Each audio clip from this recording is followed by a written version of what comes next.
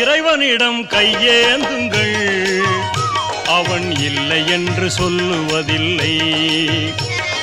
பொறுமையுடன் கேட்டு பாருங்கள், அவன் பொக்கிஷத்தை மூடுவதில்லை.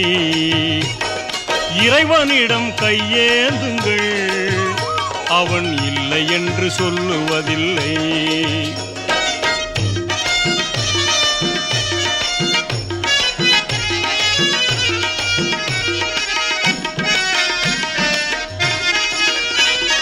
இல்லை என்று சொல்லும் மனம் இல்லாதவன், ஈடு இணை இல்லாத கருணை உள்ளவன், இன்னல் பட்டு எழும் குரலை கேட்கின்றவன், எண்ணங்களை இதயங்களை பார்க்கின்றவன்.